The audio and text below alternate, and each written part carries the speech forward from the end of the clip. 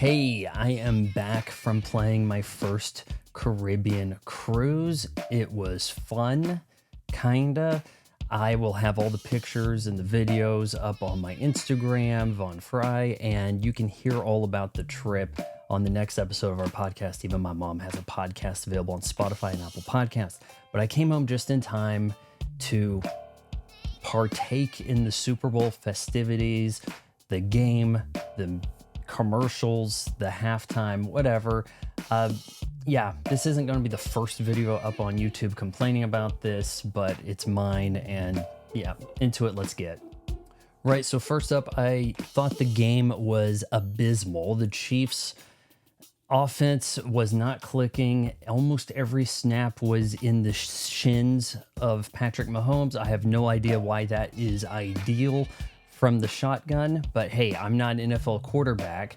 I felt like the 49ers failed to capitalize on the numerous mistakes of the Chiefs, and it's weird to think that the big plays in this game are just errors. Oh, a guy fumbled the ball, or a bizarre gaffe. Oh, hey, during a punt, the ball hit a receiving team player in the ankle, and that was the game-changing moment. It got a little bit more excited towards halftime. Well, actually, Usher, I guess he has hit songs. It's weird to think he has hit songs, but I don't remember much. I remember do, yeah, that's about it. I know he had something going before that. He's been a name for a while, you know, going by that just mono name, Usher, instead of Usher Raymond, for as long as I can remember, 30 years or so. But it wasn't the worst thing.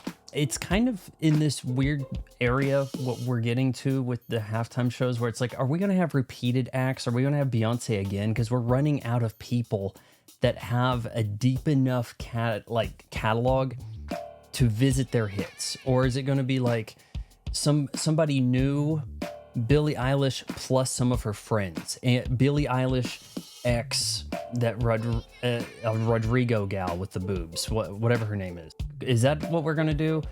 Or are we gonna go like a little bit further back, maybe bring in Guns N' Roses? Like what is left to do with the Super Bowl halftime show? Back to the game, it got interesting at overtime, because as I predicted, Kyle Shanahan is a choke artist and doesn't understand the overtime rules. The overtime rules for the Super Bowl, especially if you win the coin toss, why did they elect to have the first whack at it? Now, when you could win a game by scoring first with the first field goal, which I think that may have even been moved out of the regular season, more like first touchdown, or if you fail to get the touchdown, they can win with a field goal. You've set up a situation where Patrick Mahomes knows he has to score a touchdown to win, that settling for the field goal is no good. So now Patrick Mahomes is playing 4 downs. How long do you think you're going to keep this up? This is one of the longest games ever. It was a very bad Super Bowl. And I say that as somebody who lives in Chiefs Commonwealth. They want to call this Chiefs Kingdom. Come on, the Chiefs are not coming here. Patrick Mahomes isn't coming to Wichita. Piss off with that. I don't like the fact that they're not paying Kansas taxes and you're using the name Kansas in their name. But yeah, this is what you get. I was kind of hoping for a marriage proposal from Travis Kelce to Taylor Swift, but I guess that would probably work if he was named MVP. I think the NFL was wanting that. It's weird to think that the guy who wasn't Super Bowl MVP got to talk while holding the trophy. Isn't that weird? Usually that's left for like the owner, the head coach, Super Bowl MVP. Also, on the conspiratorial side, Hillary Clinton posted over on X, I still like to call it Twitter, a very bizarre congratulations for the Chiefs. Taylor's boyfriend, he doesn't have a name, huh? Can you imagine doing this to a woman? Oh, I want to thank Bill Clinton's wife and all of the citizens of Arkansas. Like, that would have just not worked, right? Clearly, this is the Power Dems courting some kind of endorsement from Taylor Swift. There's no other way to look at this. It is, hey, Taylor, remember us? We're the Democrats. Hey, remember, we really want you to have a tutorial baking those Joe Biden cookies this November. So, like, please, we really are counting that. They really seem to think that the only way they can win this election, other than somehow barring Trump from the ballot, would be to court Taylor Swift and get her endorsement. And that all the Swifties are just going to, the ones that can legally vote, are just going to blindly, whatever Tay-Tay says, we will do. And it might actually work. It's better than Joe Biden having a press conference. I said beforehand, the format for the commercials, it's played out. This is stale. All we really have is nostalgia. I guess we can have celebrities do things. We had a somewhat inspired Dunkin' Donuts ad, of course, leaning on celebrity. Hey, catchphrase. I actually did kind of smirk at the how you like them donuts. I'm sorry. From Matt Damon. I didn't mind that a whole lot. But isn't it kind of strange how we have like this obsession with rated R movies for adults? Here's Flashdance in a Nerds candy commercial. It's clearly we're referencing Flashdance. And isn't that one of the girls that went to USC illegally?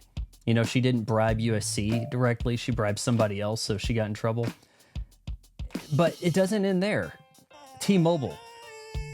The creatives behind ad campaigns, they're women and they aren't that creative. And here we go, another Flashdance. Hey, no one else is going to be referencing Flashdance this year. Let's reference Flashdance. This one actually has Jennifer Beals in it.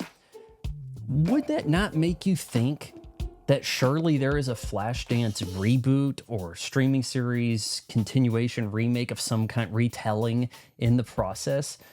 Or is this, or seeing these ads going to get somebody to go, hey, you know what? Can we acquire the rights to Flashdance? It's so bizarre. Like, of the R-rated, and actually the example I'm using here is X. Midnight Cowboy gets referenced inappropriately to general audiences just as much as Flashdance. Hey, I'm walking here. That's from an X-rated movie. So, was it X or did it become NC-17? You get what I'm saying. People kind of like it when you get the stars involved. Oh, hey, Arnold, I'm in the chopper. Like a good neighbor, right? Like, you know, Arnold's trying pretty well here, but there a lot of those reverse shots, it's clearly not Arnold from the back, not these days. A lot of ads about making an ad. There were 2 about pitching an ad to a board. When you get into that kind of meta realm, it means you're out of ideas. I just absolutely despise the girl who goes, I watched the Super Bowl for the commercials. That's the worst joke.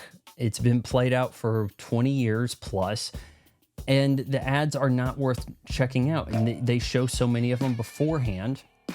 And in the case of the Dunkin' Donuts one, it's almost like they have a commercial to try to propel viral videos online, the TikTok stuff, Tom Brady throwing a football around.